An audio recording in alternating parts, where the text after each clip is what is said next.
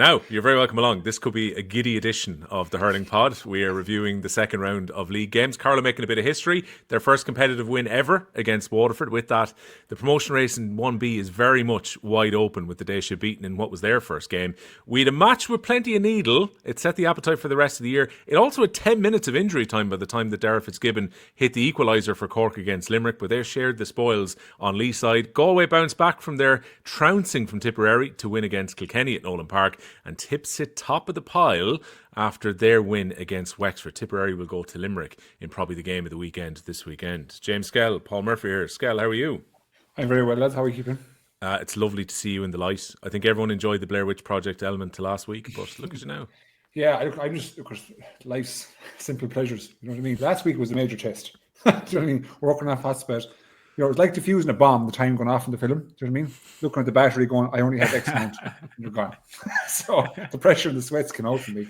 It's a bit dramatic though, saying it's like defusing a bomb. Like all that was going to happen was that your computer was going to go off. It was going to blow the house up though. I couldn't do it to the listeners like that. We're here for good production. What I actually enjoyed, I don't know, I actually will. I'm not sure if it's in the podcast from last week, but I enjoyed the ham-fisted attempt to rejoin it through his phone and stuff like that. It was just a disaster. Maybe it was in the podcast. My memory of it anyway was bad. I think I left it in the audio version, but for the video, I just put up the meme, which was a short time later, and we cut him coming back in. So it cut out about 6 minutes of attempted rejoinings that happened. Because the worst part was, I think you had drained your 4G at that stage as well, Skehill, to zero, hadn't you? Look, everything was gone. I do pay my bills, mind you, but the 4G, everything was gone. But the trouble is, when you two freeze on the screen, okay, I just feel like I'm talking to myself, right? And I feel like I'm not, like it's not getting through. You can't hear me, and then you're continuing with the show regardless. And then I come back in, then you start laughing. Then my flow is gone. I'm just like, fuck this shit. So what you're saying is that you're paranoid and you're insecure. That's what you're actually saying. Your screen freezes and you go inside your head. Then you're gone paranoid. Well, like picture this: you're staring into the abyss of a frozen screen. You're in darkness, Murph, right? You're talking to yourself and you're questioning your life choices. You're like, what am I doing here? Like, what am I at? This lack of electricity has hit you harder than I thought it did. Yeah, honestly, I need a week to recover. Yeah, I need a week. That week last week was mentally and physically taxing. Well, there's still people without it. That's the one thing I actually saw. I think even now, Carlow Weatherman had it up a few times, and it was just like, what is it now? There's 2 weeks now. Is it more over 2 weeks? Eamon O'Hara had up, the former Sligo football captain, that he's 11 days without electricity now at this stage. Yeah, Jesus, that's unbelievable. I think what annoyed me, right, is these dickheads. Okay, after I said the crack about the buckets, okay, they're like, would you not get a pump or a generator? Listen, dickhead, the well is a mile away. Like what? Like nobody asked where the well was, right? The fucking well is not on my land at all. It's in the neighbour's place, right? Oh yeah, let's just get a pump and put it in the neighbour's well. You know what I mean? Like, Jesus Christ! Like, yeah, I will. No problem. Yeah. Calling the listeners dickheads aside, you can understand where they were coming from, though. You strike me as the type of guy who would have a generator, not necessarily for the well, but I would have thought you had a good generator. But I was up at the house, kind of keeping a few lights on, toasters, kettles, air fryers, all that jazz. Going, I'm not carrying the generator all the way down to do nothing. Essentially, do nothing, because the mains water was gone. Like, so what am I generating?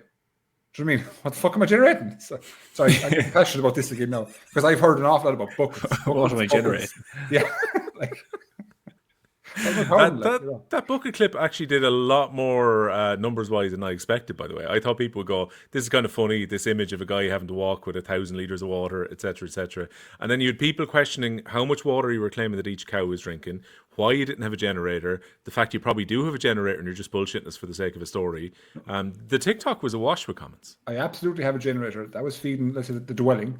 But you see, the water is off the mains water, right? So if the power in the mains is gone, I can't pump at them. Do you know what I mean? So I had to go to the neighbour's well and start drawing there. So I had to get the buckets, which is like a 6-minute round trip with 40 litres, then go back again and keep coming back and forth. I mean, it was a very testing time, okay? And then to have people kind of coming at me, why didn't you this? Why didn't you that? I just felt like saying, off. Just off with me, okay? It's done. Water's back. I made it stay back, okay? Can we move on from this, please?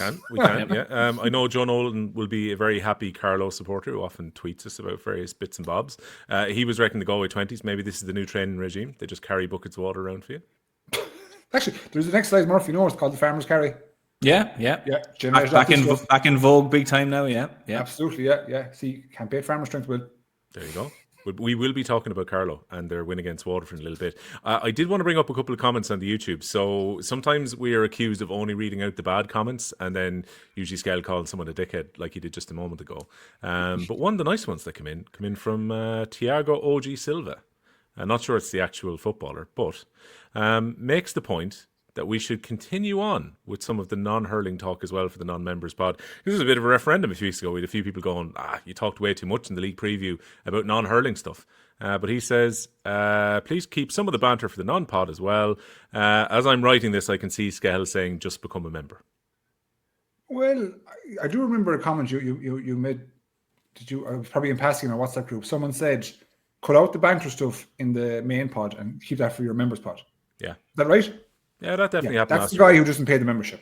That's the guy who wants everything. He wants his cake and he wants to eat it in the first 40 minutes. Yeah. He wants everything for free. Take our content, move on to the next one. Take everything for free, move on to the next one. He's not here for the whole experience. So that guy or gal, whoever he is, we will do whatever we like. Okay. All right, put up or shut up. Yeah, well, getting nicely into it. I think Castlelong 333 sets the tone for where we're going to start. So 7 minutes of extra time were given in the Cork against Limerick game, but the ref played almost 9 extra. I think it went to 10. I'm pretty sure I saw 80 on the clock at the end of it, which gave Cork time to get a draw. Also, Hayes was given a yellow for standing his ground, with the Cork player putting his head down. These yellows are totally wrong and will ruin the game. So it brings us in nicely to, well, finished up Cork 116, Limerick 116 in the end. So Darragh Fitzgibbon put over his 10th point with that free right at the very end. So let's kick straight into it. We can kind of go back to front. Paul Murphy, was it a free in or was it soft? Was Sean Stack right or not here? The last free in. Yeah. I kind of felt it coming, if I'm honest. I don't think that it happened. Is it cynical to say that? I don't think that would have happened in the other 70 minutes of the game. As it was happening, I was going, there's going to be a free here. I do think that free itself was soft. I'm not saying Sean Stack was looking to draw the game or anything like that, but you know the way sometimes when these games are tight, it's back and forth. You just have this thing where this is going to be a draw. No matter what happens here, this is going to be a draw. So I thought it was a soft free. I thought the Limerick lads bottled them up very well. And I can't even remember which Cork player it was, but I remember just going, he's in the cul-de-sac here, he can't get out. Fair enough, he's trying to do his best to get something for the team, but it was Brian Roach, by the way. He ran into it was ultimately the run into Colin Coughlin, which would result in the free. I think that's the one that Sean Stack gave it for, but it felt like it was going to be blown for the altercation just before that as well. But that tackle was broken. Yeah, then he goes into Coughlin. But it was Brian Roach breaking through anyway. It was Brian Roach breaking through. No, I felt it was a bit of a soft one. I felt it was just one of those. It probably would it happen in Championship? Probably not. But I like I said, I kind of just felt it coming, saying maybe that's the cynic in me going. Skehill, you're kind of smiling there. Do you feel something similar? It's such a GAA phrase. Haven't we been there? Let's say even in games or watching games where we say he's going to make a draw of this, right? Yeah. And we feel it in real time. So I was the exact same as you guys. I'm watching in real time, and I can just feel he's going to blow for any kind of decision that is questionable. Give the free, blow it up. Move on. Everyone's it's happy. Easy.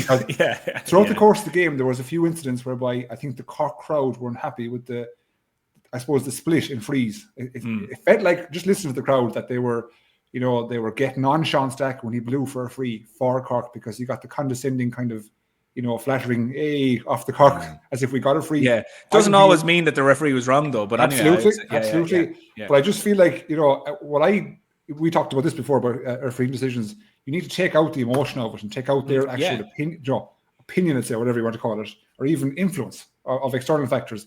Was it a free? No. And if you look at the game across the board, it was tough conditions, tricky weather, rain, wind, slick surface you want to call it. And I thought the game was refereed pretty well. Do you know what I mean? Yeah. The only issue I had was the hand pass, and I couldn't make out what a hand pass was, to be fair. I didn't know what was a hand pass, and I was like, Murphy made a great point in the WhatsApp group. There is a rule that's in the crosshairs, or is a focal point for the GA or the rules committee every single year. You go back to the face guard, you go back to the head challenges, you go back to shoulders, the front. Hand passing formed part of that one year. This year it's just gone. It's just gone. It's like, what's next? I don't even know what's next. But there was, I would hazard a guess and say there was definitely 20 instances whereby I was like, oh, that's going to be a throw, but it wasn't. And this is not just that game. This is the Galway Kilkenny game. This is Tipp Galway. You know what I mean? So it's happening across the board and it's just let off. You know what I mean? But he was consistent for both teams. Any team passing the ball, it's like, let it run. So I suppose, in summary, I didn't think it was a free. Made a draw, but was it a fair result? I probably would say no. I'd probably say Limerick did enough to win the game, considering the amount of starters they finished with versus Cork. I think Limerick will come out the happier too, if I'm honest. Yeah. Over the whole course of the weekend. But look, Chris, move on. Point each. Everyone, move on. Yeah, like I kind of wonder, Murph, if Limerick would have won if Will O'Donoghue doesn't have to go off. We haven't heard any reports yet on how bad it is. I know this. Is it? Yeah, it seems to be. John Kiley was speaking off the ball after the game, and he said to Jerry McCarthy that the suspicion was that his hamstring had tightened up, but he wasn't sure how bad it was. Like, I thought Will O'Donoghue was bossing midfield up until that point. Then when he went off, it was like it almost gave Cork a bit of a platform for that late push on to get the equaliser as well. I did, yeah. There's no point in saying anything otherwise. Like Will O'Donoghue's the work he gets through during games. It's work that it made a bit of a highlight reel on the Sunday game last night because he went off and they were kind of making the same point. But it's not the kind of stuff that usually makes a highlight reel in a game because it's just dirty, gritty work. It's flicking balls. It's upsetting the opposition team's play, and I think players really recognise the value of having a player like that in the middle of the field. Like we would have often mentioned with Kilkenny that Conor Fogarty was kind of our lad that did that didn't get recognition for what he was doing, but was really good at disrupting. And I think if we're to look at the Kilkenny Galway game, which I know we'll look at in a while, Kilkenny weren't doing enough of that against Galway. So when you look at Cork and Limerick, Will O'Donoghue is just all these flicks, and like everybody knows who Will O'Donoghue is. But then again, like you kind of forget sometimes just the great work he does in terms of nitty gritty stuff. Yes, he got the goal as well the other night, but that was really absent once he went off. And again, it's another thing that John Kiley, I think, will just turn to his players and say that lads, the last 15 minutes or so or whatever, once Will O'Donoghue went off, this was missing. Like we all should be doing this, even though some lads are better than others, but we all should be doing it. But it was absent to an extent once he went off. But I think he also maintains the standard of it. I'd say he drives on, like I'm just guessing around the field, would be kind of driving lads on. And also when the likes of Will O'Donoghue runs in, gets a flick or hits a lad, it nearly G's up the other lads to, maybe work 10%, 15% harder. Like there's a ripple effect goes through the team. But no, look, for definite, it was noticeable once he went off that, that bit of flicking and blocking to disrupt Cork just kind of disappeared a small bit for Limerick. Not gonna lie, I didn't expect him to pop into space just in front of the full forward line with all the space in front of him for the goal as well. It was like when Hayes was passing that ball forward, I didn't think it was going to be Will O'Donoghue coming in to catch the ball, turn and put the ball into the net. But Skehill, should Collins have saved it? Yeah, when I was doing my notes during the game yesterday, I was saying that there was kind of 3 points of note. One was Will O'Donoghue did excellent to drift in. For a guy who we don't really associate with heading for goal, he's more of a defender first. Playing centre back when Declan Hannon was injured. Kind of like I said, a bit of a Terminator type defending. So when he drifted in, really good touch on the ball, turns around. And I've been there with Patrick Collins where Will O'Donoghue strikes the ball. Collins thinks it's coming like a rasper. He's getting ready for a rasper, but the actual pace of the shot surprises him. That's why you see the bat out movement. That's what catches out Collins. Yeah. So 9 times out of 10, the ball will come to the keeper to save it. If the hurl is to go to the ball, it means your timing is way off. Do you know what I mean? So let's say Collins, you see Collins, he kind of goes like a bit of a bat out. So he's messed up his timing, and it's an error. It'll happen every goalie where they think it's coming like a rasper, but it's not. And it's just the one that you'd love to have them back. You know what I mean? Because when you see it on television, you go, "Geez, that's not a hard shot." But hindsight is fantastic. But look, a couple of things. I didn't think Collins played overly bad. I thought he was pretty good, Collins. But Will O'Donoghue find himself in that full forward position. Like, what was he doing up there? We've never seen him up there, And he was extremely effective. And I think Murphy, you were saying about, his demeanour. Let's say lads follow him. I really associate him with being a big talker on the pitch. I see him more of a monkey see, monkey do type fella. Like that, he's action first. So he sets example by action. Some guys are really good speakers. They're really good motivators. Other guys, let's say, the Will O'Donoghue types, the Dahi Burke types, they don't say anything. They just get through their business really well. And there was a clip that was shown in some of the game. I don't know who was speaking about it, maybe Joe. And he showed Will O'Donoghue in the few tackles and within very fast progression. But Will sprints across the pitch, right? That is an out and out just decision. You'll see loads of players would look at that and go, I'm not going to move him. Your man's going to get the ball. I have no hope, so I'll just wait here. But he goes a lost cause, which shows a huge endeavour to work hard for the team. And you can see that kind of stuff happening, and it comes off where you got the block in or whatever. It's massively lifting for a team. But he's a Rolls-Royce midfielder. Very hard man to stop. And a hard man to replace if he's missing. Yeah. Yeah. No, definitely. I think as well, Paul, like we're seeing Adam English there as a potential foil further down the year as well. That seemed to really suit him. He got good ball into the forward line, struck a couple of points himself. I'm thinking of the long range one, definitely on the near stand side as the camera was a really, really good score. And he seemed to get through a lot of work. It's like O'Donoghue, despite those couple of breaks forward, generally is there to get through the work.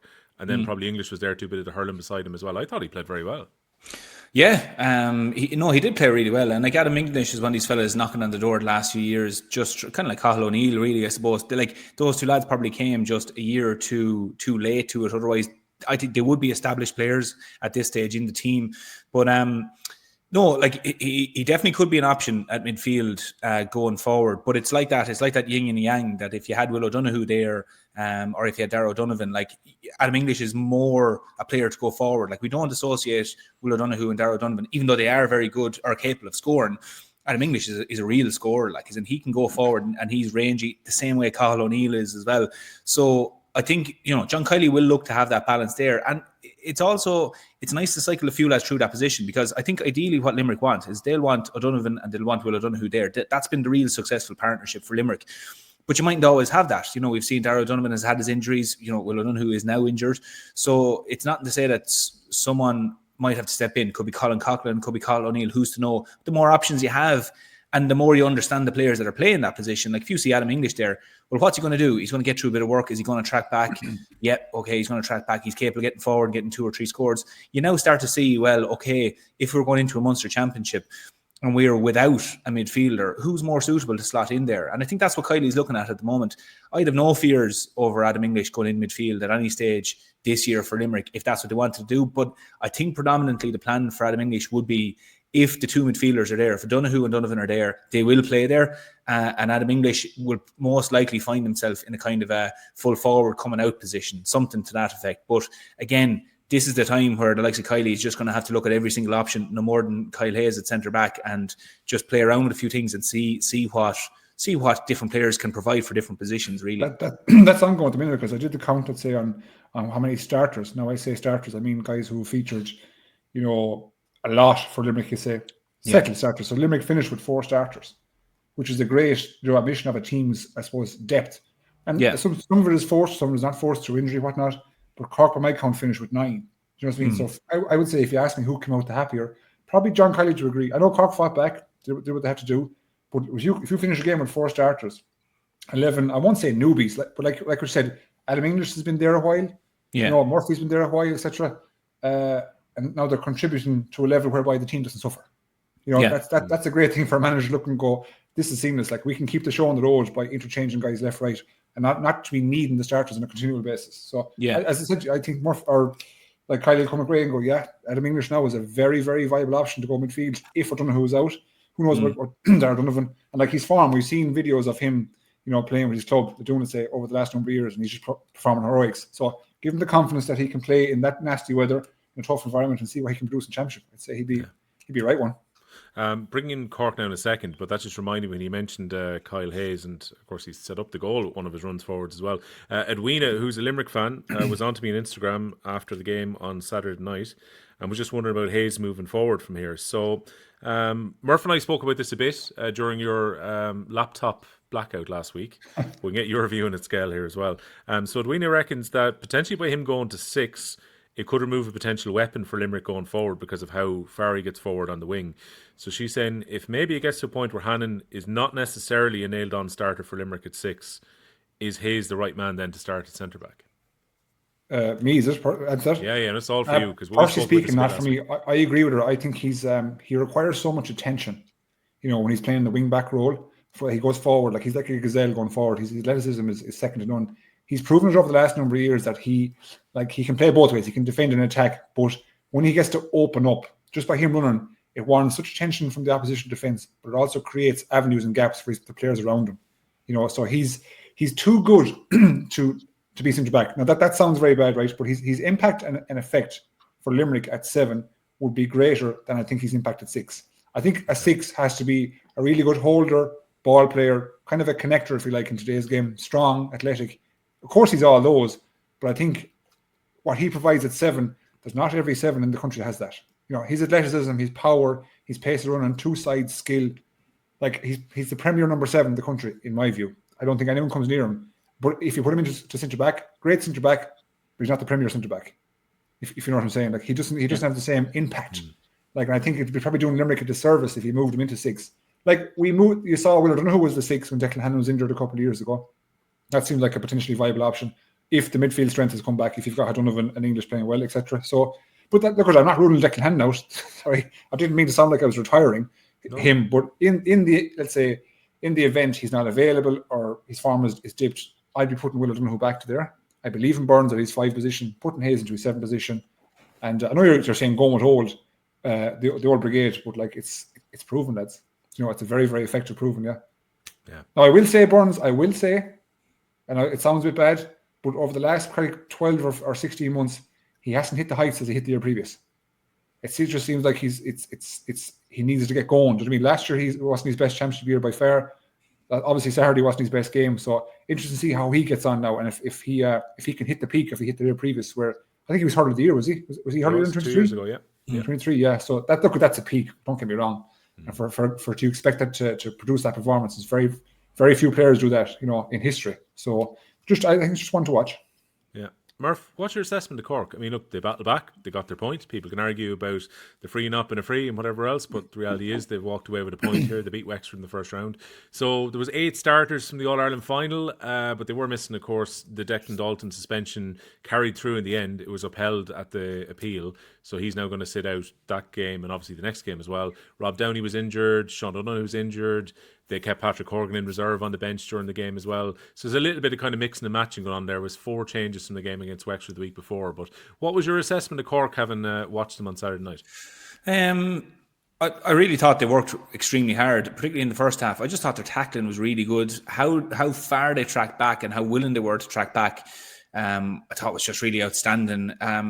They looked like a team who just completely fully believe they can beat Limerick, and they can, obviously, but they look like at all times they relish the challenge of playing Limerick, and that's something we've spoken about teams over the last few years, that they have to get to that level where they fully believe if you're really to consistently take on Limerick.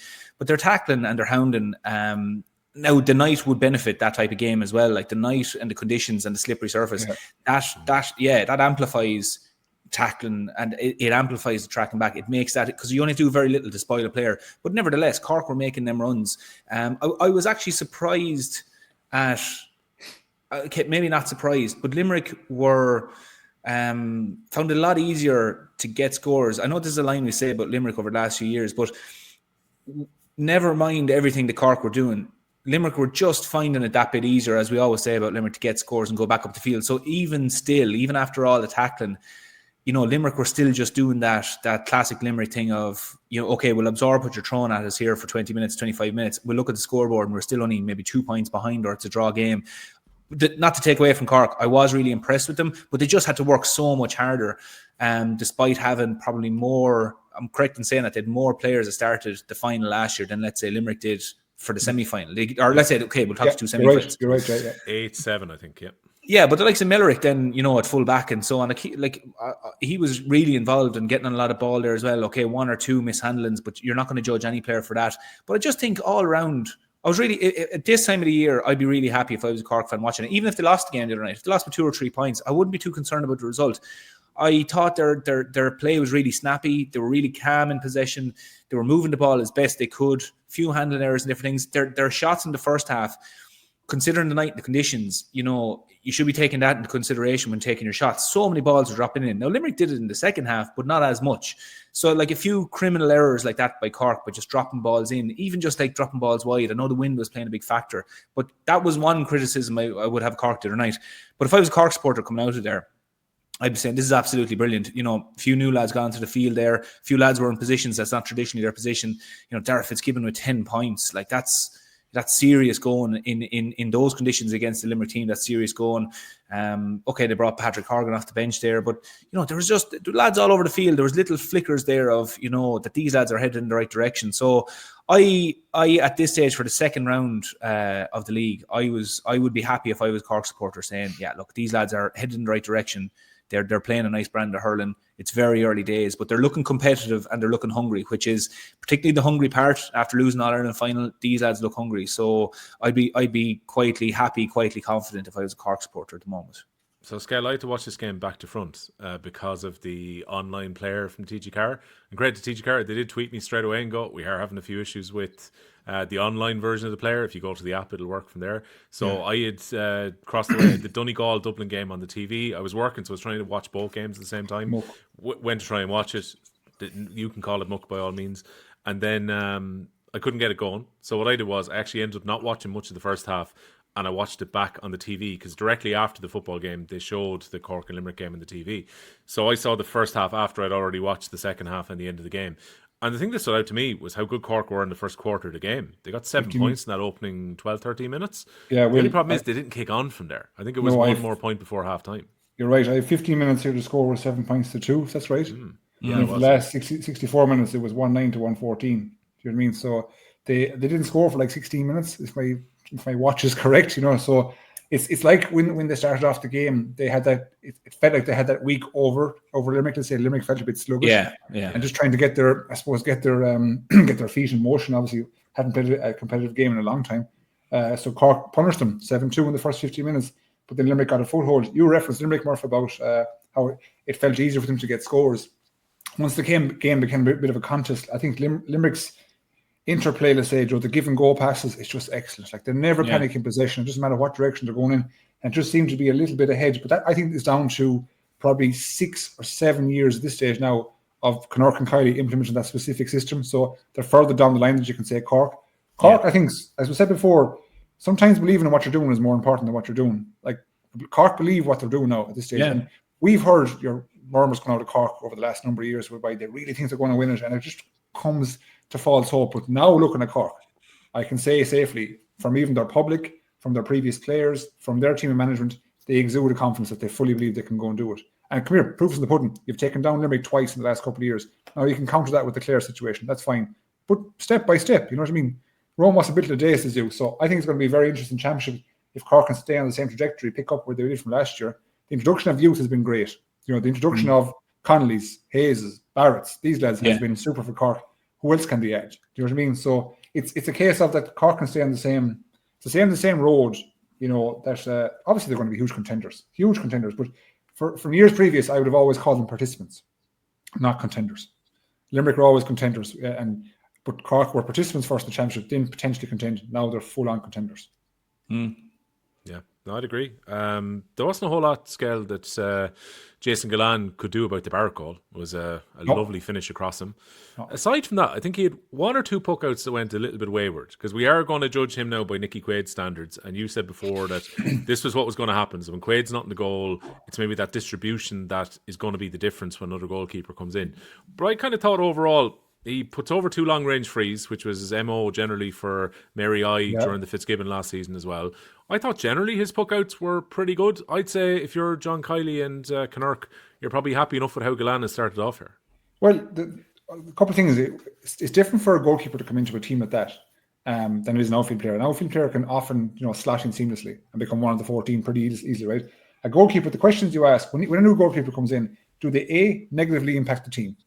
B, positively impact the team, or C, do they change the structure and dynamism of the team? Do the team have to change to suit the goalkeeper's, I suppose, physical attributes? Like Licky's puck out, I've been a huge fan of it over the last number of years, and I say that he is down to a T with his outfield players. So Limerick have a certain system on their puck out, and even open players would agree that Nicky is brilliant at executing. And the question I was asking was Jason Glenn, was he going to impact that? And it was a bad night, really wet weather. Very difficult to have a high degree of accuracy in puckouts. I was very happy with the way he played. I wouldn't be saying, he negatively impacted the team. He slotted in seamlessly. He wasn't a guy that, let's say, was man-the-match performances, from shot stopping. Everything was just fine, solid, which is what you want from a guy who's new on the panel, let's say, a while, but he's new in the sense that it's his first real start, in high intense opposition. So I would be very happy if John Kiley, in the sense that you've got a guy who's able to participate in the same manner as Nicky Quaid. Not to the same level yet, but give him a chance, first day out. I would persist with him now all through. I wouldn't be chopping. I'm not a fan to chop and change your keepers, unless you're guaranteed start. Like Kilkenny situation in Murphy, he's gone. I get that for whatever. Is it honeymoon Murphy or is he injured? Or, I don't know what the situation is, but that situation whereby Murphy is guaranteed, right, when available, that's fine. But if there's guys tic-tacking, I would stick with the one keeper and keep pushing them and give them the confidence. So if Glenn gets a run of games, they'll be fine now. How long is this honeymoon, Murph? Given that I don't know. I was guessing, Murph. I feel like we lived his stag, we lived his wedding. So how long is this honeymoon for? No, he's not on honeymoon. He picked up a bit of a niggle, I think, towards the end of the honeymoon. Club, no, towards the end of the club championship. How did you get that? And he's just not taking his time coming back. He's a bit of an eagle and he's just building his way back in. Pretty much it. Can't blame a man's honeymoon. And you've thrown my honeymoon at me enough times now. I'm not going to see another man fall under the same. 3 or 4. I think a multiple All-Star goalkeeper can work his way back into the league. I don't think it's exactly going to be a problem. Yeah. Absolutely, yeah. You won't thank me, Murph, for bringing up this one, but we have to talk about... Off you go on. So, there was great niggle during the game generally. I actually quite liked the fact that there was, I would say strong tackling going on. I felt there was an intensity sometimes you don't get in round 2 of the league. But the one that's been picked up, the video has been doing the rounds on social media since Saturday night. It's fan footage from, I presume, behind the goals by the looks of it, of Seamus Flanagan and Niall O'Leary. Niall O'Leary ends up with a ripped jersey by the end of the game as well. But the incident that everyone's talking about was on League Sunday last night. They showed the fan footage as well. Was Seamus Flanagan ramming the boss of his hurl into Niall O'Leary's midsection, which looked bad. I don't know if this is going to result in a ban, and the reason that I wonder about this is that I took the liberty of annoying a referee to double check on this, and apparently what happens is when you submit, say potentially for either appeal or if, say, they're looking at a potential sanction, they want unedited continuous footage is what they generally look for. So you're looking at your stats team video if you have it, or say if TG Carr or RTE or whoever the broadcaster, Sky Sports back in the day, would have an unedited feed of it that you could potentially look at. The problem is that when it's a clip that someone has taken from the stand, and particularly a clip which has been cut back to 4 or 5 seconds, it's very unlikely that will actually be used at an appeal. Potentially for a sanction. So we'll see what happens there. But this is obviously taken, a lot of attention off the weekend. What's your reaction to it? Well, the first reaction is just that if there is video footage that they can work on, he'll be suspended. That's as simple as that. And if it's the only thing that will save him at the moment is that if they don't have video footage, that's basically it. But it's a very silly one out of Flanagan, to be honest, because it's very clear, and it was going on throughout the field. I mean, you could see it on the coverage on telly like that. There was a lot of mounting going on. There was a lot even happening on the sideline from both sides. There was a lot. It was a very tense match. But you have to look at these things as isolated incidents. And I think Flanagan will be disappointed. He won't come out and say that or anything, but I think he'll be disappointed that he reacted, because clearly O'Leary's job is not to say to goad him and try and put him off. But would you ever have sledged a forward in your day? Did I ever mount it a forward? I don't think I have, to be honest. I mounted off at one fella because I didn't mount off at him. He laughed at me for hitting the ball wide, but I had more shots on target and he was the corner forward. So I turned around and said, I'm after having more shots than you, you know that? That was the only time. No, I never mounted anyone. Actually, not to say I got on quite well with lads. Mommy, he laughed at me. No, we played a match one day in Leinster Championship and the ball broke through and I was bearing down on the 21 nearly, but near the sideline. And I took a shot and I went wide. And your man did this real cynical laugh at me. Who was this? It was Paul Morris, Wexford. Now I would have got on with Paul Morris, to be fair, but it was the Leinster. I think it was the one we drew actually, Skehill. The one that you would have. So the pre-rehearsed one. The pre-rehearsed one, yeah. That wasn't pre-rehearsed. Yeah, go on, continue. 2018, I think it was. I think we played him in Wexford Park, and there's always look ahead of the game the weekend. There's always good niggle between ourselves and Wexford, but the two of us were marking each other. And I ran down, took a chance. Matty Hanlon and Walter Welch were competing for a puck out. And I ran down, it broke through. I got it and slapped it wide. Sure, I had no hope. And Paul Morris laughed at me. And I turned to him and said, I'm after having more shots. 15 minutes are gone. You haven't had a shot yet. Now, I think he did score in the game, all right. But that's literally the only time that's jumping to mind. And we've actually, I would have talked to Paul Morris. There's no bit of niggle there. But to go back to your question, well, no, as in I never instigated any sledging. A few unusual ones. Lar Corbett would never shake your hand if he came in corner forward. So before a match, even if you hated each other, he'd never shake your hand. He'd run past you. He'd look at you and then run past you, which was an unusual one. But no, generally with forwards, it was just I don't know what you'd call it, neutral. There was no serious niggle, or there was no real being friendly to each other. But in that instance, there is I do know of players who do it, who like literally go out there and, to use your phrase earlier, their MO is to go out and start niggling players. That's on different teams and different players, and I've seen several instances of it. Some quite funny, and some like pushing it now as well. So it's but yeah, I think O'Leary was golden at him. I think you can kind of see it in the video. That's not justifying what Flanagan did, but I think Flanagan afterwards, like Kylie will be saying to Flanagan, like, if this is a Munster semi-final or Munster final, you could be costing us. If that's picked up, we're down to 14 men. We go back 2 years ago. I think it was, correct me if I'm wrong, I think it was Hegarty, Flanagan and Gillan were sent off 3 games in a row in the league. There was a bit of a tread coming through it because teams were going at them in terms of probably mouthing a small bit and niggling at them. So it's just another thing for Limerick to kind of keep an eye on. But I think, look, if there is video footage there, I think Flanagan will get suspended.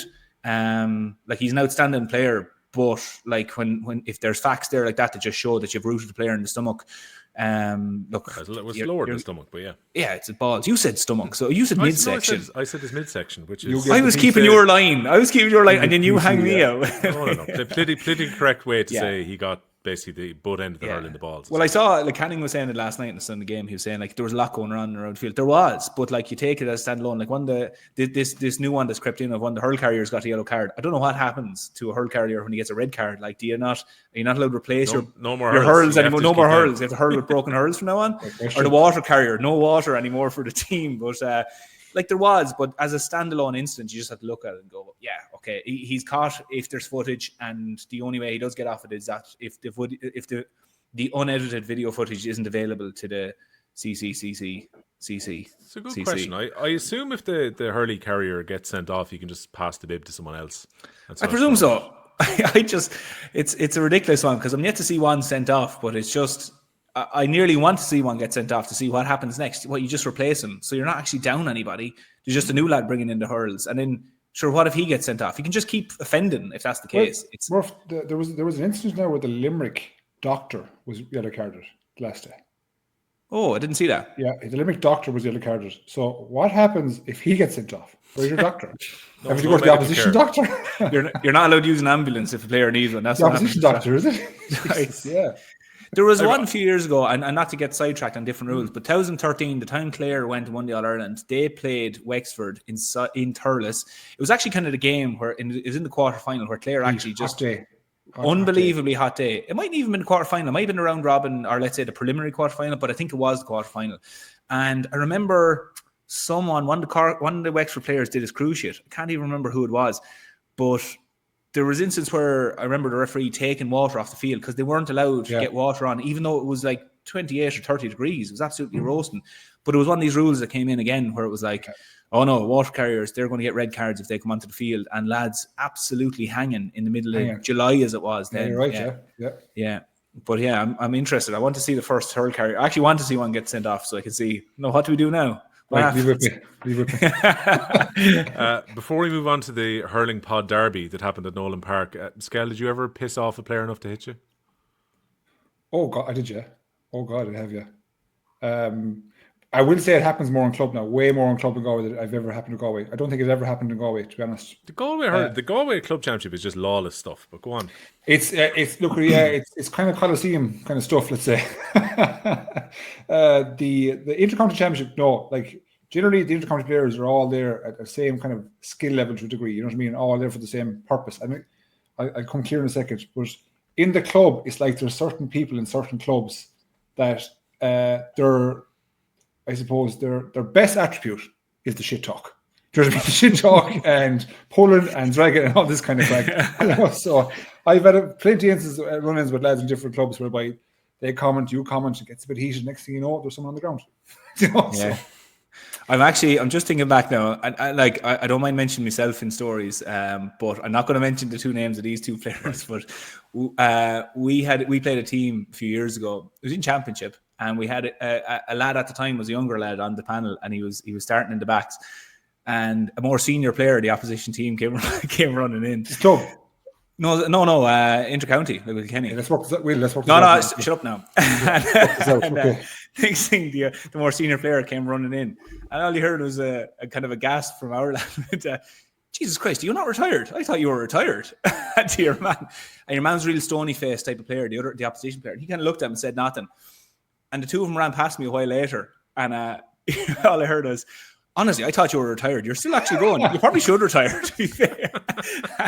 This went on for absolutely ages. And next thing, about 10 minutes later, your man hit a wide, and all you hear is, "Hey, you need to retire, bud. You need to retire."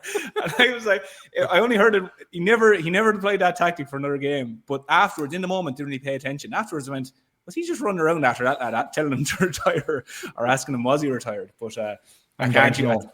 I'm dying to know. I'll tell you. Who's your guy? Go away. I told you. No, I just want to know. I gave you Paul Morris. Tell me after. Okay. Who's your guy? Paul Morris has got a rough run in here. It's going to be in my head now. But no, I told you. We actually we were absolutely fine. There's no bother there at all. And I'd say he probably remembers it as well. But it was funny. How many years ago? No. What? That'll give it away surely. How many years ago was this, Murph? Give me a range. Which the other one? This one where you won't tell us. I'm not telling you.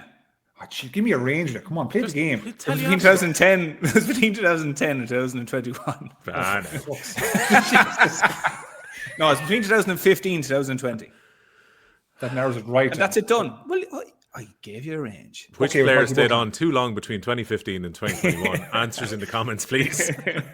They played against Kilkenny at some point as well. At some point in that time. Oh, yeah. I tell you, this is a game of Cluedo. Right, let's move on to the derby then. Galway winning in the end against Kilkenny by a goal, 219 to 119. James Skehill, what went right for Galway this week that went wrong the week before? I think a lot of it was just down to mentality, if I put it that way to you. Do you know what I mean? And yes, you can have a very physically based mentality where you're going to work hard and hit everything that moves, but just general sharpness, general awareness, let's say. The want to go and chase a dead ball, the want to go and get on the ball and, moving things fast, really, really productive, you know what I mean? And great action and movement from kind of everyone, so it was a chalk and cheese performance. Now I know there was probably there was the keeper, 4 backs, and 5 forwards, so 10 changes. Yeah. You know what I mean? So like that obviously adds to the whole thing as well. And putting Gavin Leeds centre back was a great call. I've never seen him centre back, whether it be for school or club. I think he's played all his life in the forwards, if I'm correct. So this kind of came out of the blue, a bit of a Limerick on it, if you want to call it, by moving the likes of Hannon or Hayes back. So he did very well. What I like about it is, and it's the same on Mossy Keoghan, right? He's just doing the basics so well. He doesn't miss a pickup. He doesn't miss a catch. He makes good hand passes. When you see brilliant basics done well, it looks like effortless. You know what I mean? When you see miss pickups, miss hand passes, the whole thing starts to break down around you. It becomes really fractured. And he was so good. He was powerful, athletic. I didn't think he had the pace he had because he exuded plenty of pace coming out of the back. And when you have someone so solid at the 6th position, it allows others to flourish around you. So our midfield could get on, could do more in an attacking sense. So could our half forward line. So it provided a different structure and different dynamic to our team, whereby you had a great nucleus and a great kind of fulcrum from attack for Gavin Lee. His coverage was excellent. He was pacey. So like he'd show up in the 4 position and then he'd show up in the 6th position. So he was able to get mobile over a good distance fast. So I thought it was an excellent performance. I'm hoping it wasn't one of those days where just everything went right from him. You know what I mean? Yeah. Great. So I'm hoping next week we're playing Clare night game. If he does it again, do you know what I mean? And if he rolls 2 or 3 in a row, he's your 6, lads. That's it. He's your 6. You got to keep going with him. Do you know what I mean? These guys deserve to play if they produce them kind of performances. Do you think, Skehill, that Micheál persists with this then? Because the 3-6 channel is part of this big rebuild that Galway have at the moment. And if that's Fintan Burke sitting behind him and him sitting at 6, do you keep them together despite all the potential changes that might be made week on week by Galway here, trying out these 50 lads or so on the panel? I presume those 2 positions are the 2 main ones to lock down. Oh, they're pivotal, yeah. Like, imagine if you had a situation whereby, let's say, and it's evidence-based, right? I'm a big believer in that, evidence-based. I don't go off what lads had done 3 years ago, 2 years ago. I say, yeah, he's definitely going to be in a full-back, centre-back. It's what is he doing now? Like in today's game, let's say, where the game has changed to a degree, what is he doing right now to produce or to warrant him in that position? So if Fintan, plays well and Gavin plays well 3-6, I think Micheál will have no choice. His hand will be forced. And then if you have a situation whereby you can allow yourself to put Dahi Burke at 7, wouldn't that be a great situation to have instead of having to use him at 3, where it seems like a different position nowadays. It's a very athletic position, and it's like it's a hard place to play, don't get me wrong. But if you could have Dahi at 7, where he can produce, he can go forward, you know what I mean? He's imperious in the air. You know, now we've got options, you know. So I think I do agree with you that the 3 and 6 was pivotal for Galway for the last probably 10 years. That the Dahi, Garrett Mack, you know, seesaw. They were changing in now from 3 and 6 was a must because we couldn't fill the gaps. But if you keep going in team selection, I like that Michal left Fintan at fullback. I like that he put in Gavin at centre back. Now I'd like to see the two of them play there again. Do you know what I mean? And again and again, and keep going and persist with it until such a time that either it fails or doesn't. It's that simple for me. Do you know what I mean? And I'd use the league as a platform to see what have you got, and not be relying on the, let's say, the old brigade. Like I know I maybe that's a different. You might think different more, but for me, is what they're doing now. Is the team positive with them in their positions? And if great, let's keep moving. Yeah, absolutely. Like one of the things I will say about Gavin Lee, which I thought was really good the other day, was that like his ability to go forward from the number 6 position is really good. Like, at pace. Yeah. But and it's one of the things I know we'll touch across in Kilkenny in a bit. For Kilkenny the other day, I thought it was the formation was the issue, because Pádraig Mannion and Gavin Lee in the first 15-20 minutes, they were really dominant in that area, which I think allowed Gavin Lee to go into the game, because as a lad who's traditionally a forward, very comfortable to go up into the forwards, have a little shot and then drift back. The one thing I'd say about him playing at centre-back at the moment is that he's obviously a very good ball reader. So this time of the year will suit a lad who's a good ball reader, because they can just drift. And wherever the ball lands at the moment, because the ground is so heavy and the balls are heavy, if you can read that, it's not going to skin past you. It's not going to go flying into full forward line. Where it lands, a ruck usually develops. And if you get there first, you get the ball, you get to recycle it.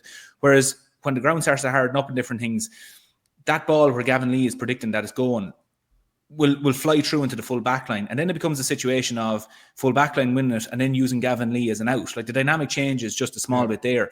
But I would say, like, it's for Galway, it's a great little find to have, because like it's like that thing of Declan Hannon with Limerick, where a lad who is traditionally a forward, and it's only one game, we won't get ahead of ourselves, but dropping back into centre back, now you have a fella who's kind of chomping at the bit to go forward, which a lot of teams are looking to do.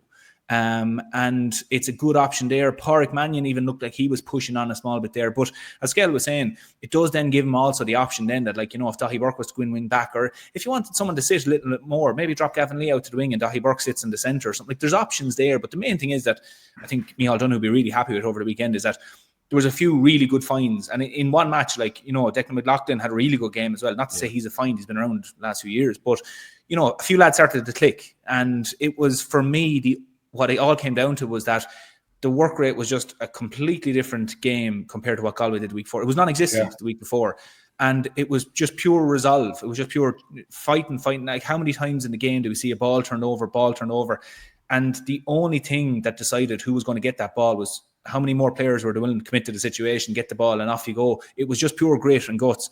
And Thomas Welch, I think, actually played into that. Like, you know, he was just letting the game go on. I think another referee, Skehill, we were texting there. Like, come on. Wait now. What are you going to say? Well, come here. I'm all for letting the game go, don't get me wrong. But you have to be fouled. You have to be fouled three times to get a free. Oh, I know. You had to be fouled. Like, there was one stage there where Conor Cooney literally pulled Hugh Lawler back by the head, right? Yeah. Play on, let's play on. I know, Goal chance for Galway. In the first 40 minutes, and there's no indictment on Thomas Welch, in the first 40 minutes, wasn't a whole lot blown, really. And then the last 10-15, there was yellow cards being dished. It's like, there's a referee in Galway, right? I won't name him. I'll take your stance. I won't name him. But he says, James Christ, lads, do you want a game of hurling or a game of freeze? so Thomas Walsh said, right, we have a game of hurling. Yeah, but my point being about the whole, like, you know, committing lads to it or whatever, like, generally quite a few of the incidents that would happen over the weekend, I think, were freeze. Like, in the first 15 minutes, there was a lot of players going in very hard. Mistiming tackles, I would say, more so just because of the heavy ground and lads, you know, jinking each other and different things. But because Thomas Welch wasn't really blowing many frees, we just got this kind of constant flow of players running in, tackling, balls being broken, rucks come out again. So there was just this cycle of very, very hard tackling. And for the game that was in it the other day and the way it was refereed, it was really just a question of who was willing to commit as many players to that as they could. And it was Galway the other day. But the one big thing I will say about Galway as well is that they crumbled really after the penalty against Tipperary. And they made 10 changes to the team. And the team that they had out at the weekend regardless what Kilkenny put at them, just didn't crumble. Like, when Kilkenny came back, they got 1-6 in about 16, 17 minutes in the second half. There was potential there where Galway might have bent the knee and went, oh, look, okay, geez, we put in a good fight, but they didn't, and they came back at them. Like, that quality was missing against Tipperary. Like, I mean, they just bent the knee very early on against Tipperary. So I'd say that in itself, regardless of the players you have in the pitch, Micheál Donoghue coming away from Kilkenny going, like, we found that today, right? He can now point to 2 games to his players for going out the next day saying, lads, we can perform like we did in Salt Hill against Tipperary, or we can perform like we did in Nolan Park. And there's 2 options. And the players that want to play like we did in Nolan Park against Kilkenny, you'll play. And the ones who, are closer to a Tipperary performance, you won't play. And that's a big fire, I think, to light under players at this time of the year. And it creates a great competitiveness. And I think another thing he'll point at is he'll say, lads, from the weekend, Declan McLaughlin and Gavin Lee, put the hand up there. He mightn't point them out, but he'll say, look, lads, put their hand up for a jersey. The rest of you can do that. The opportunity is there. It's just, are you going to go and do it? And like, Skehill, you were laughing at me last week when I said, look, I think Kilkenny might only win by 4 or 5. You were thinking that they might hammer him. But I really felt that Tipperary game for this Galway panel was a big off day. Like, that's a very big off day. I mean, if they get bet by, if Galway were beaten by 5 points in the Leinster final this year, you'd be saying Galway are not headed in the right direction. But at this time of the year in the league, you can't get too caught up over any big result. But nevertheless, being down by what? You can't get caught up in any big result either way. No, you can't. A big win or a big loss to say. That's why we were saying last week, grand, the Tipperary game, I'm not really concerned, right? No. My issue was the fight. Yeah, completely. The fight and attitude. So, like I said, he changed clientele big time. Changed 2/3 of the team. And starting with your keeper, let's say. Yeah. And, we didn't hit any goals. Granted, the own Cordy goal, don't get me wrong, but we were much more solid at the back today. Much more, or yesterday, much more competitive in midfield, and our forwards bloody well contributed. Like, last week, we got 9 points from positions 8 to 15. Yesterday, we got 2-11. That's not including frees now. So I'm pretty sure as well by the end of the game, it took Conor Whelan a while to score, but all 6 of your starting forwards scored. Last point, he got the last point. Jason came in and took 3 good frees, at a point when they needed to be taken. And my only, if you ask me, right, maybe it's the cynic in me, what slightly concerned me was just that, yes, we are half-back into well, but the Kilkenny half-forward, when Cody went to 11 as well, Murph, Mossy, Keown, King, Kenny, those 3 guys there, right, like Mossy got 7, Cody got the goal when he was positioned at 11, and Kenny got 3 points at 11 too. So it's banging us behind the ball going forward, but in the same breath, like, we gave away 110, I would say, from the 11 and 12 positions. That's just a slight concern, just little concern. And that's when he pushed up. So what happened is we were dropping way out, Kilkenny, right, which was allowing Gavin and Porrick time even to go further up the pitch. Then when he started pushing up, then you see scores starting to develop, and then he started penetrating the line. Because when you got the ball in the first half, you couldn't penetrate the line because you were so deep.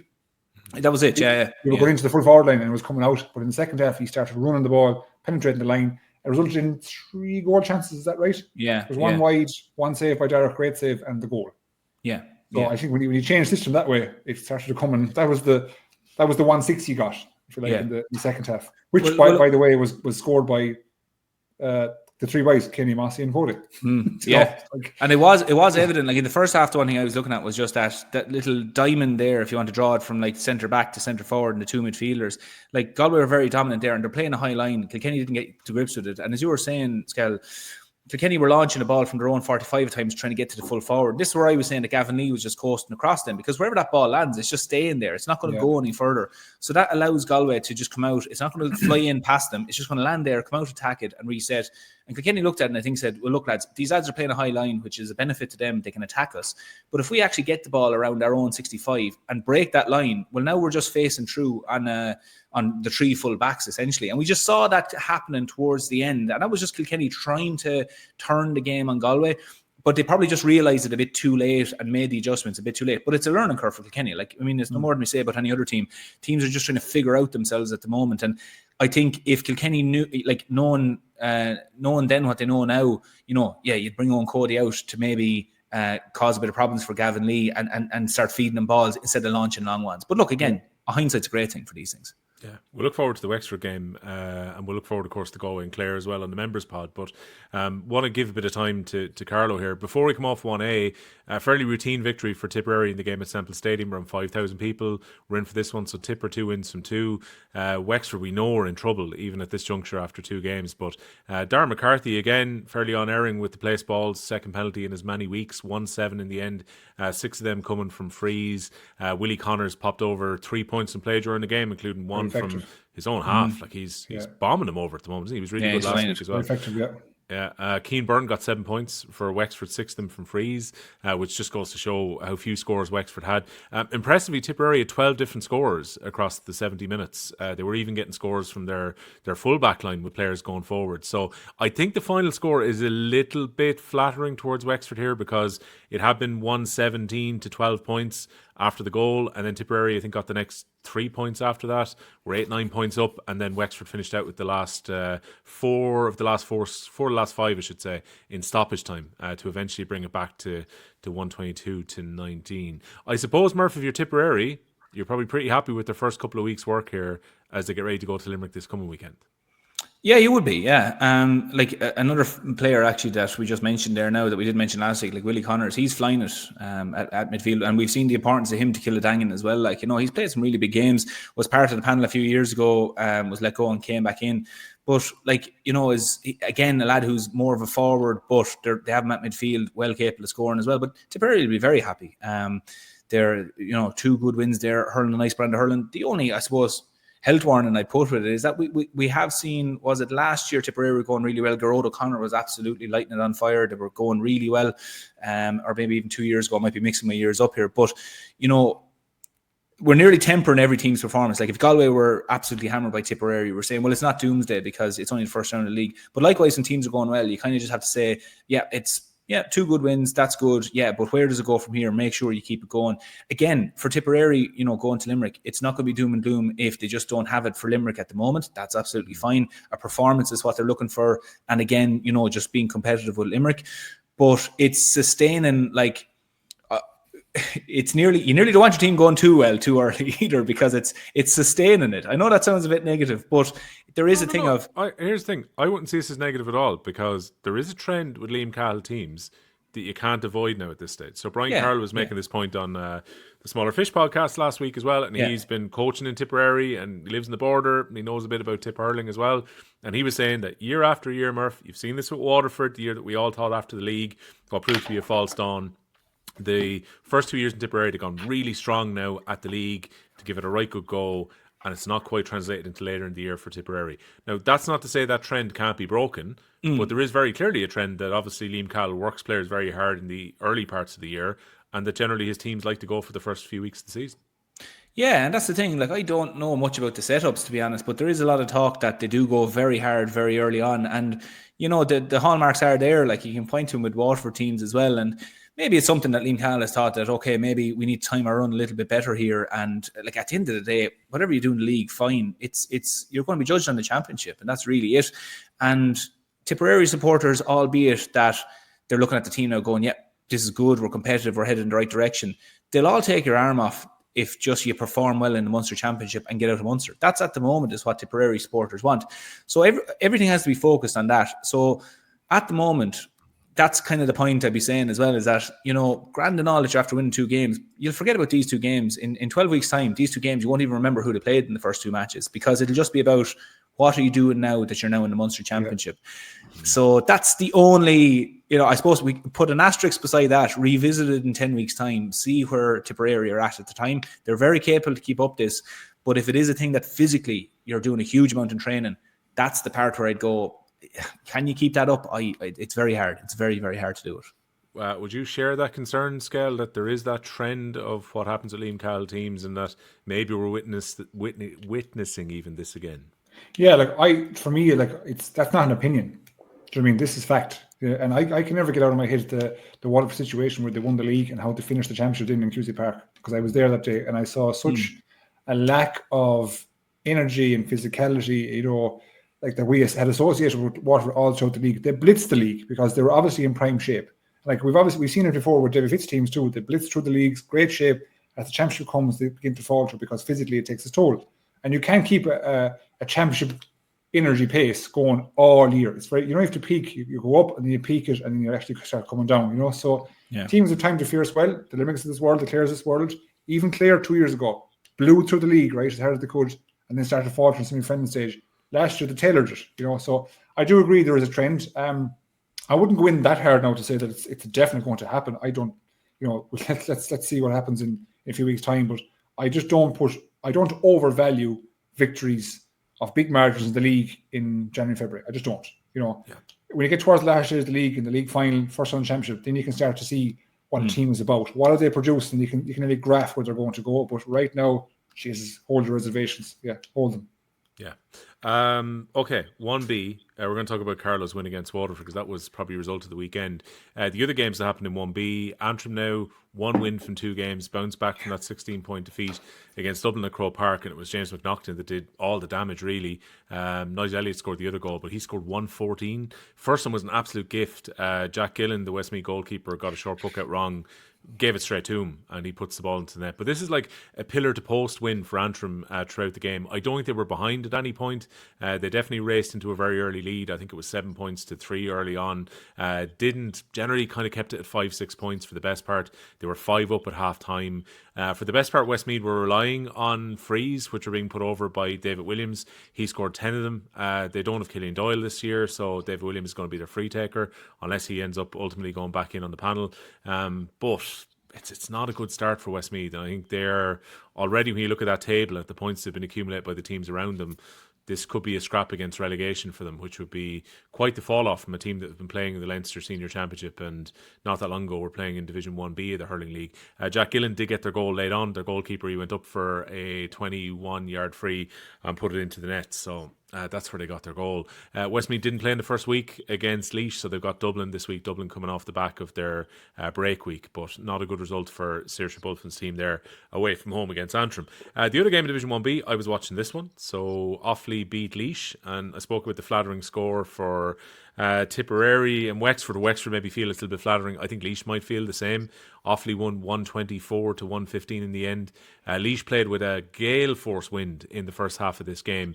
Yet Offaly spurned 3 really good goal chances. One was a good save from Enda Rowland, but definitely the chances that came to Oisin Kelly, to Brian Dignan, and the other chance fell to Dan Ravenhill. They probably would have felt Charlie Mitchell had a half goal chance as well. They should have put them under rather than over the bar. But ultimately it was 2 Ballymere men that did the damage for Offaly. 18 points between Brian Dignan and Dan Ravenhill. Dignan was very good on the frees when he started this week. 10 of them he sent over with 13 points. Ravenhill with 5 from play. David Nally got the goal laid on for Offaly. But the story of the game was that Laois found themselves not with enough of a lead at half time with the strong wind that they had. They were 11-9 up, and probably blessed that they didn't concede a few of those goals in the first half. And then Laois would only score 4 more times in the 40 minutes or so that were played in the second half.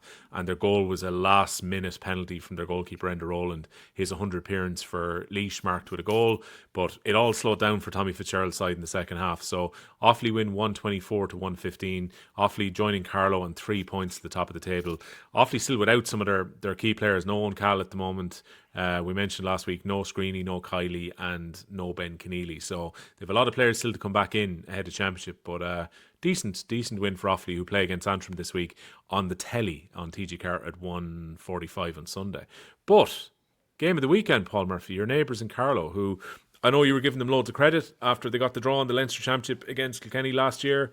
I think, again, this is the unfortunate side to when a team comes up out of the McDonagh, goes into the Leinster, performs well, ends up going back down. There's a certain yo-yo effect here. But for them to get this win against Waterford, again, we talk about pillar-to-post wins. So they were behind, I think, only twice in the game. So when the Waterford goal goes in, they go behind by a goal for that, or by a point, I should say, for that Sean Walsh goal. And they went behind a few minutes later, I think, by just the 1 point, and then they rescued back the lead again. In the end, it's a victory for Carlow by 221 to 119. It is historic because first time they've beaten Waterford in the league or in the championship. Chris Nolan comes back into the team, scores 2-3, and again Marty Kavanagh is now on 22 points that he sent over in the first 2 games, so he's averaging 11 points a game. 2 of the old stagers and crucial players for Carlow there, helping them win, but a lot of young players fitting into that panel as well. This is some win, isn't it? Yeah, it's a big win. Like the first time you do anything in terms of victory wise is going to be huge. So the first competitive victory over Waterford, like, I mean, that's brilliant. Draw against Kilkenny last year, they're all good markers. You know, like when you look at Carlow, the amount of senior hurling teams or hurling teams in general that they have, like it is a serious testament to be pulling off these type of results. But look, the race off to lead was a 1-3 to no score there after maybe 4 or 5 minutes. Like, really took off Chris Nolan again. Look, he's an adept scorer at this stage. Seen him for Mount Leinster Rangers plenty of times. Like, he's a great player. Marty Kavanagh, look, he's a machine at this stage. You know, in terms of the sheer volume of scores he gets for Carlow. But like, you're going to need those two lads firing if Carlow are to have any sort of opportunity. But to respond, like, after going behind after Sean Walsh's goal, again, it's similar to like we were saying about Galway and Kilkenny. You know, you could have bent the knee there and maybe feel sorry for yourself and say it's not going to be our day. They go up the far and then Chris Nolan gets another goal. And like, it's a big scalp. You know, Waterford will be hoping to come out of Munster this year. That's the bottom line. Regardless what team Waterford have on the field, Waterford will feel that's a competitive team. That's a team we should be going and winning. And they'll be saying the team we should go and beating Carlow. But, you know, Carlow just having none of it. It's a great victory for them. And I think Carlow, in fairness, over the last few years, after winning the Joe McDonagh 2 years ago, you know, drawn with Kilkenny last year, and then like this victory, these are all really good markers for Carlow, considering, like we said, I know I said at the start, the numbers they have and the pool they have to pick from. It's great going. And, you know, as soon as the result happened, you could see it flooding all over Twitter. In fairness, Carlow people were very proud of it. But look, great achievement for them. They'll want to build on it. They'll hope that they build on it. But they should also enjoy it as well. It's a great little marker for Carlow. Yeah, look, before anyone, because we reeled off the amount of Waterford players who are missing for start of the league, and they are missing a lot of their key players. But like, you still look across that team that played on Sunday afternoon. You've got Jamie Byrne, you've got Shane Bennett, you've got like a lot of household names there that were playing, some more that were sprung off the bench as well. This was not a bad Waterford team, and we've been praising the strength and depth that they have, and everyone's been talking about Michael Kiley coming through, Jack Prendergast, these type of players. Like, these guys were all on the field. This was not a bad Waterford team that took the pitch against Carlow either. The thing is, Skehill, now, is that there's no reason that Carlow can't dream big, because Waterford are obviously a little bit wounded. Carlow have got to win against them. They've gone and got a result with the draw away from home against Offaly as well. I think they'll particularly fancy their chances of beating Laois, Westmeath and Antrim. Yeah. And if we're putting Dublin as favourites, there's no reason now that Carlow can't see this as a potential opportunity to get into 1A. Well, if you're ranking the teams, as I say at the start of the year, let's say, the neutral would likely put Waterford and Dublin as the two favourites. Yeah. Then you'd go well in to pick your third. You know, you'd be shoving in Antrim there, and then you'll say in the fourth. So Carlow to come away from the first two games with Offaly and with Waterford with 3 points, I'd say they're just sorry they're not playing this week again, because they've got momentum. That, you know, the show is rolling for them now. And yes, Murphy pointed to the likes of Kevin and Chris Nolan, the guys who've been doing it for a while, but they're still doing it. You know what I mean? They're still pulling off these big scores and big performances. And there's no reason why, when you check down the perceived top dog in the group, i.e. Waterford, and I would have said it too, regardless of the guys they're missing, I thought the Waterford panel was strong enough. And I think I counted 7 starters that they had, 7 regulars now that they had in last year's championship that still featured and brought on more during the game. So this was not a, let's call it a Waterford B team by any stretch. You know, this is a Waterford team that had, you know, solid hurlers inside it. So it's a huge win for Carlow. And why not? Like, you know, if the way I always think about some of these teams, if not us, then who? Do you know what I mean? So like, you're after taking a point off Offaly, when again the rub of the green went their way, but you have to take 2 points off Waterford. Keep on rocking now. It can be done. That's what our old school principal used to say to us in school. It can be done, right? It can be done. So, like, why not? Why not? But they're going to need another big result. If you allow, let's say, a situation whereby Waterford get back on track, right, and you allow someone like Dublin to win out, you know, then you've got to take down every team Waterford takes down. Does that make sense? Yeah. Well, they have to take down, like, Carlow have to go out and win on their matches now and don't be worrying about. Now, the only thing that it'll serve to do is that Waterford now will sharpen up. Not to say they weren't sharp against Carlow, but they're after getting their warning now against, you know, maybe underestimating teams or maybe not coming into a game the way you should. And like that'll only help Carlow in terms of Waterford will go out now and, you know, there'll be a bit of a fire lit under them now as well. Yeah, do you know? So any team that Carlow might be, you know, competing against for that second spot, you know, and Waterford being one of them, we're not saying Dublin are automatically going to take the top spot, but competition is now heated up in terms of, right, well, who's going to take those top spots? Because before this, we would have thought it was a foregone conclusion. I'm not going to lie. I thought it was going to be Waterford Dublin all day long, all right? I thought there was just a big gulf in class between both. But Will, do you know where Dublin play Carlow? That's I was thinking that myself. I think that's. I can check it out now in a second. This is the big one. This is a big one. Well, I think that's either Parnell Park or Dublin, because didn't they play down in Netwatch last year? I think they played down there last year. Memory than me, Murphy. Yeah. Oh no, I'm fairly sure Dublin won by about 6 points in Netwatch, but was. Am I right in saying it? I'll just let. I remember here. The internet will tell us here. Parnell Park, 6 o'clock on the 8th of March. Right. Same day as rugby. Yeah. Okay. That's a massive game. I mean, I do fully expect that Dublin are going to take out the rest of their opponents here, because Dublin have got Offaly and Croke Park after the break week. Carlow have to go. That suits Dublin all day. Yeah. Carlow have to go to Laois, which I think they'll fancy. And then they have to go to Dublin after that on the 8th of March. So, and that's a Dublin with Nafina lads most likely back though as well.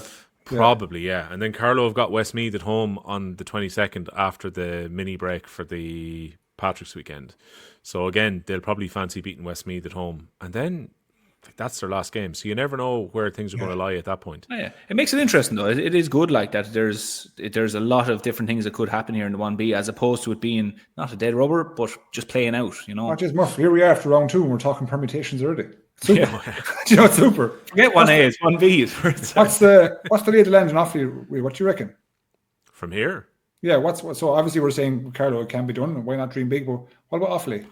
What are you thinking? Look, obviously that was a good win. That one away from home against Laois, which was yesterday afternoon. It's a big ask to go to Croke Park and beat Dublin. And I think because of the draw in the first round, Offaly will probably have to beat Dublin if they're to qualify.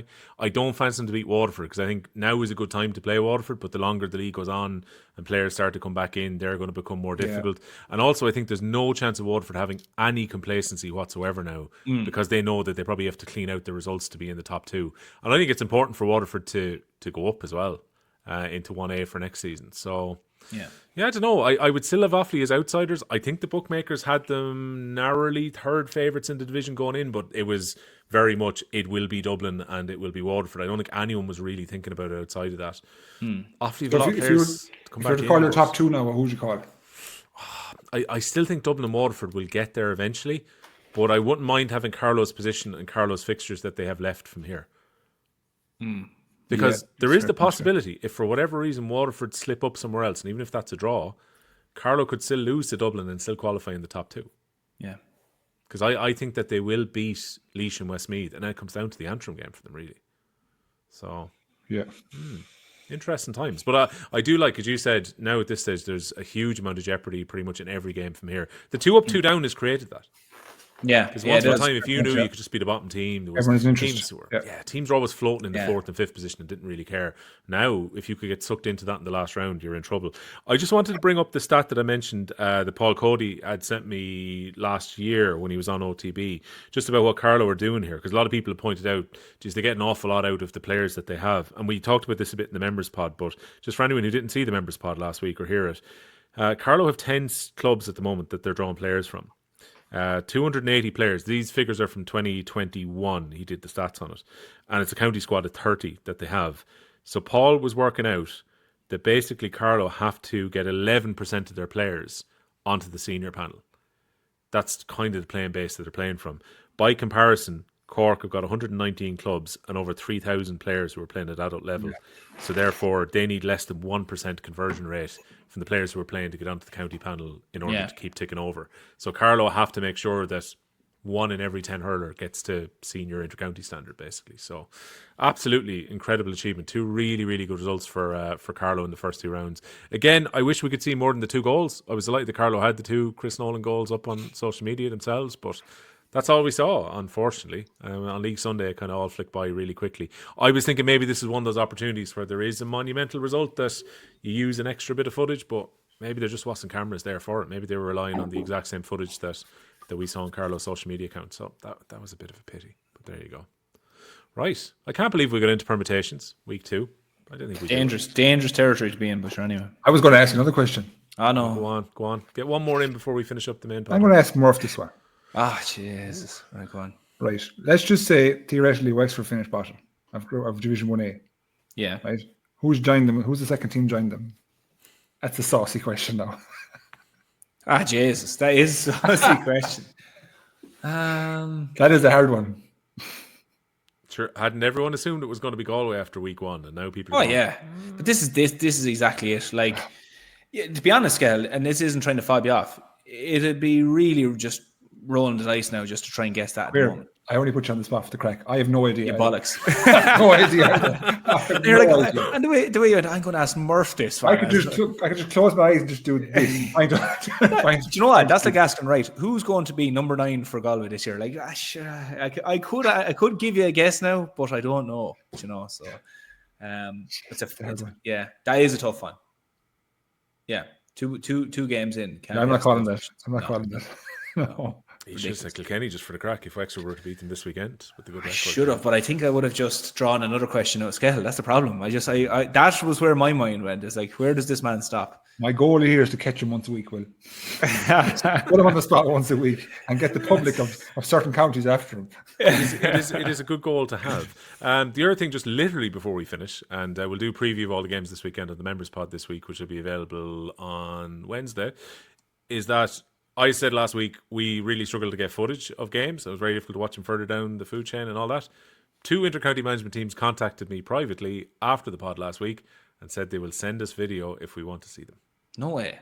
And those teams are in Division 2 currently. So I think we should definitely take up that offer. So straight away I kind of came back and said, okay, that'll be interesting. Let's just get it entirely cleared that we can do so. But it'd be good for us to actually have a look. And if they can give us footage from the Joe McDonagh Cup further down the line, or potentially from the Christie Ring, by all means, let's have a look. And I'll tell you, like, if they did do that, like, we obviously, like, this weekend we have a lot of hurling on as well. Yes, we do. Which is good. We were complaining last week, or I was complaining about the coverage.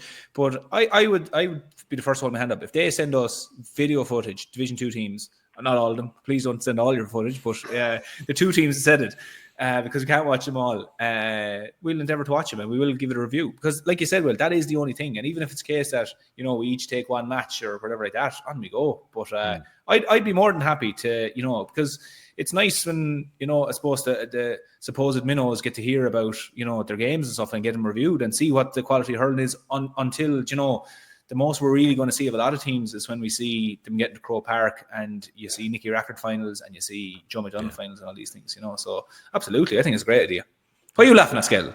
I'm laughing because I said this will end up now where some teams will send us the video and we become their analysis team. Yeah, we'll have. It'll come with questions. What would you do if this book out? How would you set up here? Yeah. How many games are there a weekend? Like 16 games. You'll have to watch all 16. We've unleashed a monster. This weekend, the fixtures for this weekend, I say if you were an OTB member, you'll hear us looking forward to these games in the Members Pod. But Saturday, Division 1A, you've got Wexford against Kilkenny, 2 rivals again, 5:30, that's an RT2. Galway against Clare is on in Salthill, 7:30 on TG4. We'll have reaction from that game on Off the Ball on Saturday evening as well. Jonathan Higgins will be covering it first. The Hurling League on Division 1A, our good friend Podge Collins, not the calf, the former Clare hurler, will be going to Limerick against Tipperary. Short trip for Podge, basically lives in Limerick. So that game is at 3:45 TG4 for that one. Division 1B, first game is on TV after me complaining about the lack of 1B games on the telly. You can watch 3 of Antrim's games. The iPlayer was showing the Westmeath game yesterday. You have to be one of our listeners north of the border to be able to get the iPlayer or have a VPN down this neck of the woods. But Offaly against Antrim is on TG Carr from O'Connor Park at 1:45 on Sunday. The deferred game is going to be the 2 o'clock, which is Waterford looking to bounce back when they take on Laois. As the lads mentioned, it's Carlow's break week now. That's the deferred match. And then Westmeath against Dublin is at 2 o'clock as Dublin look to make it 2 wins from 2 coming off the break after their win against Antrim. So, big weekend of hurling coming up. No complaints, football break week. So there's 4 games in the telly and the deferred game as well. We're going to have plenty to talk about this coming Sunday night. For now, Paul Murphy, thanks a million. Thanks very much, lads. James Skehill, we'll see you for the Members Pod, but thanks again. Cheers, Deise.